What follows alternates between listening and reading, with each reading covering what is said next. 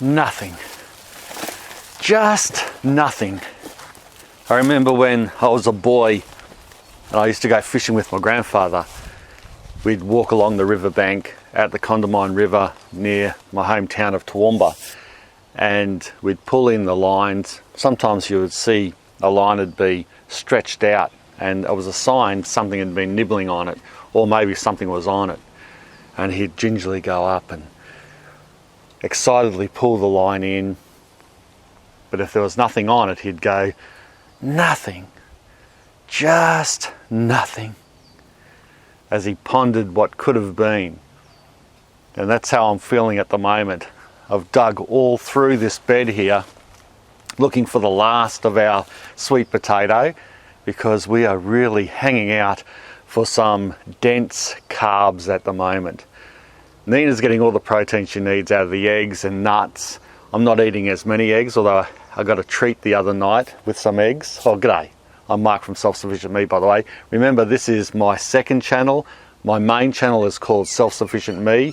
This is Self-Sufficient Me too, and we do a lot of things differently on this channel, and it's probably going to evolve as it goes along, and we'll see what direction it takes. But it's more of an overflow type channel, more informal type videos where I talk like this rather than sort of scripted informational type videos that are on my main channel, which are mostly scripted, not always, but you know, they're more targeted, if you know what I mean. But anyway, back to the story. Yeah, so it just reminded me, I was thinking, I'm digging, I'm going, nothing, just nothing. What could have been yeah, I recall myself listening to my grandfather doing those, you know, saying those same words as we walked along the Condamine riverbank or fishing out at Somerset Dam or wherever. But yeah, there's nothing here. There's a few old bits of sweet potato. This is the white variety that we're growing. But that's no good to eat. I mean, we probably could, but we don't really have to. But the reason why we're after this dense type of carbs is because it is denser and it does taste better than, say, the jicama. Look, jicama is good in its own right, and other root crops like yukon and all them are good in their own right. Even the Jerusalem artichoke, quite nice too. They are not as dense or even as flavorful as a potato is or a sweet potato. And of course, being a denser carb, there's more calories per same size. So for instance, this sweet potato and a standard potato has twice the amount of carbs in it, and you would say sugars, than a jicama, for example, or a yukon. Even though a yukon's quite sweet, probably sweeter than a jicama. It might not be double that in a potato than a yukon. But I think humans have evolved to enjoy potatoes and sweet potatoes. Sweet potato really wasn't that much of a thing until about 20 years ago. I can remember back when not many people talked about sweet potato at all. And then suddenly it was this really niche thing. You should try sweet potato. Even sweet potato chips was like, wow, it's a revelation. But really, it's not that much of a revelation at all, because humans have evolved eating sweet potato for a long time, probably longer than standard potatoes. The fact is, the reason why most people around the world like sweet potato and potatoes is because they really do beat most other root vegetables as far as energy goes and taste. They're just better. There's nothing more you can say about it. If they weren't, well, jicama would be cultivated and grown and be on the shelves as a staple. It's as easy to grow as potatoes and just as fast or faster. But that's not the case, because it's just not as good, to be quite frank. It's good in its own right and great as a supplement crop to grow, and we'll continue to grow it just as we do Jerusalem artichoke, just as we do the yukon and other root crops. And I will continue to look for more different types of food crops we can grow here, especially at different times of year. That brings me to the other point, is the sweet potato just isn't prolific at this time of year. We've eaten it all. We did grow a ton of it, and we were in the process of growing more of it, and I could have left this bed and composted it down, add some more nutrients to it, and then let that crop get pumping so that we could harvest just coming into summer. All through spring it would have just grown like crazy in this bed, and then we would have had some good tubers, but that doesn't do us any good right now. And again, I want to reiterate my point that we've sprung this on ourselves at an inappropriate time, not at a time when our food garden is flourishing with potatoes. They've only just started planting potatoes, and it still is a little early to put real potatoes in the ground at the moment, but I've put them in regardless because I know that I can plant them now and the potatoes will start to come up at the right time. They've already had several with eyes, and there's been a couple of potato plants naturally that were left in ground that have come up that I've seen. They're coming up a little early, but it's not going to hurt. They're not going to be any big frosts here that's going to kill them off. So I've planted our potatoes, but the thing is, really potatoes for us is a just pre-spring crop going into summer. By the time summer hits, it's too hot, but that's when you're harvesting your crop. But through the middle of winter, we're running low. And that's why this is such a good experiment, because it's forcing us to use other crops, like the jicama that ripens and grows into just at the edge of winter, and then you can harvest it and eat it. But it's no replacement, I don't reckon, for these types of really dense carbs. So that's why I've been digging up this bed. You can see how much I've dug just in desperation to find some more so we can have some nice sweet potato chips, because they are full of flavour and nice to eat. But anyway, we didn't get that, and I'm not going to bother anymore. I'm just wasting energy trying to dig up the last of it, and I might as well just leave that there, replant it. I've got plenty of sweet potato around, like I can just pull some up. It grows wild here on the ground.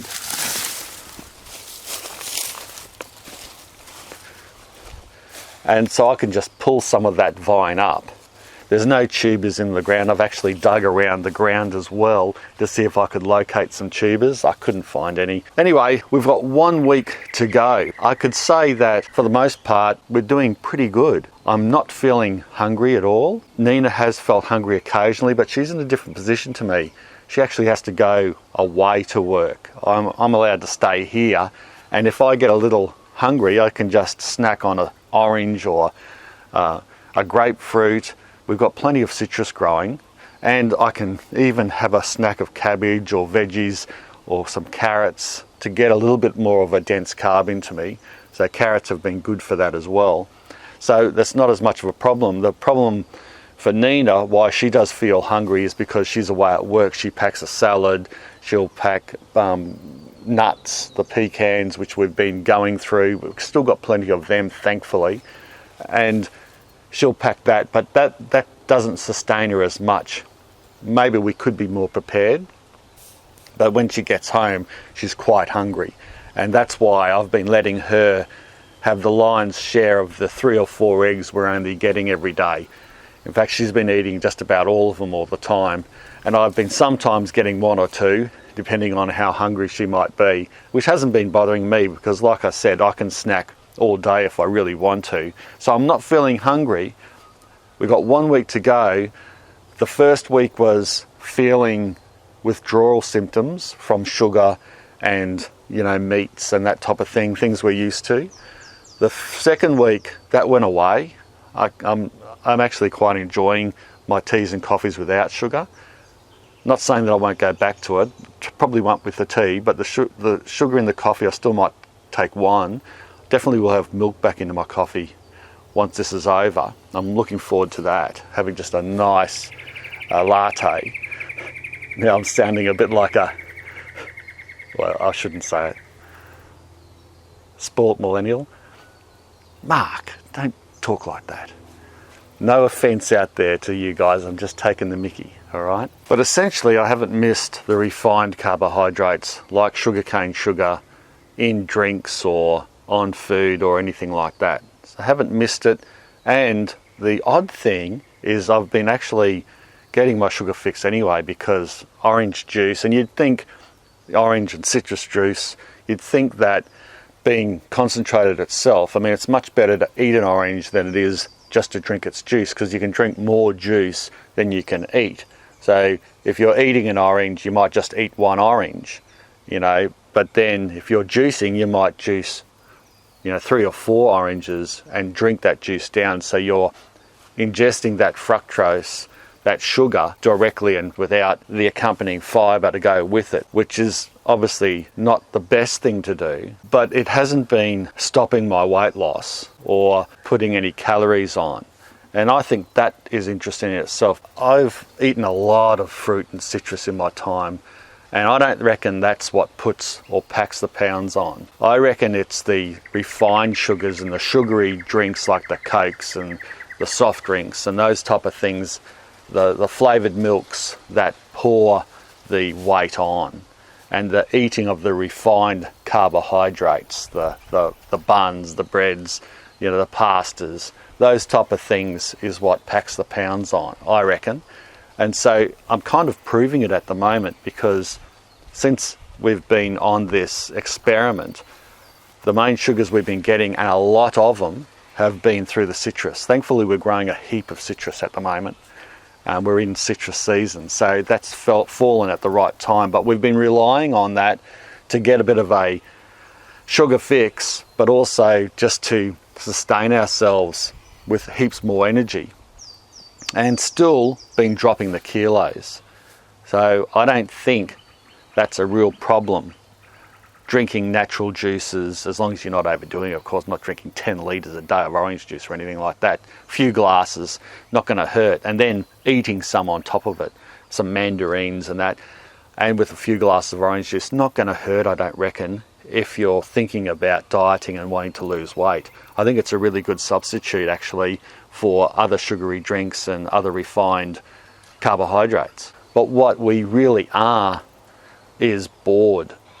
Even though we've got quite a variety of food to choose from here, as far as vegetables go, we're quite bored with the vegetable diet, and we're really looking forward to some meat. And I know some vegetarians out there watching this would be horrified at me saying that, but that's just me. That's the way it is. I respect vegetarians, and of course I do, because they're lovers of vegetables, and I promote that. But for me, I've always enjoyed eating my meat proteins, and I want to go back to that, and so does Nina. And I think the first thing we'll have probably is a nice juicy steak or something like that on next Monday when this is over. So boredom is what's happening. It's that feeling that I want something else in my diet if I could have it. And that's probably the thing in the second week. The biggest point that I could make is, after the first week of the withdrawals, we're now into the boredom stage of things. And coming now into the last final week, we've just got to deal with that. And we're quite comfortable to do that, by the way. We're not like we're suffering. We're actually quite acceptant of it now, except that first week we weren't really accepting this challenge as easily. Second week we've dealt with it. And third week we're at peace, and we know we're going to get to the end of it, and we've got a whole heap of lessons that we've learnt, more than even what I'm talking about now. But like I said, I'm going to refine this down into one video, put it all together, and I think you'll find it really interesting. And it'll be interesting too to see what my final weight outcome is as well after all this, without going 3 weeks without really getting hungry, but still dropping the Ks. Is an interesting thing that's going on, and that's happening to me, and I'd like to express that more so in a more scripted way on my main channel when I release this after this 3-week challenge. There is one other food that I'm not getting sick of, and that we've been eating a lot of, and that is cabbage. Now, cabbage is a well-known food. You've got the Chinese vegetables that make their mark in Western culture and cooking, and Asian vegetables is what I'm saying, bok choys and those types of veggies, but they're still quite watery. What I've found with cabbage is it's more sustainable, it's denser. Again, it's a bit like the analogy of the sweet potato and the jicama. The cabbage as a vegetable is denser and it's tastier, and we've been eating a lot of that. In fact, so much of it I'm a bit worried that I'll run out of cabbage and not have any at the end of the season to be able to preserve as sauerkraut, because we love our sauerkraut and I like doing it every season that we have, and then we soon run out of it within a couple of months. But it's a great way to preserve cabbage, and it's such a tasty way to eat it as sauerkraut itself, which we've got no jars of that at the moment, otherwise it would have been gone already if we did. Speaking of preserves, we've gone through pretty much all our preserves. We haven't touched the jams. I don't know if that would be fair. We could if we wanted to, because theoretically we made it here, but it's got a lot of sugar in them, and it's refined sugar, you know, so we're steering away from them.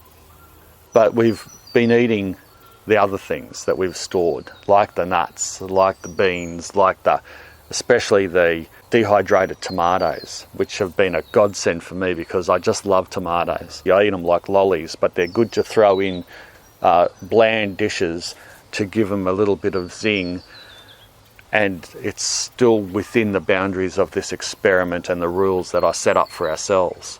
But we're running out of them. I've got about 3 or 4, I think, of them left, and we started with 2 big litre jars of them. So it just gives you an idea of how much we rely on the preserves, and there's more lessons learnt in that area as well. Anyway, I think that'll do for this wrap up after week 2. 1 week to go. Let's see how we go. Follow me on Instagram. I'm doing the odd snapshots there, and of course doing my main videos on my main channel. Thanks a lot for watching. Any questions, whack them down below. Share the video around. Bye for now.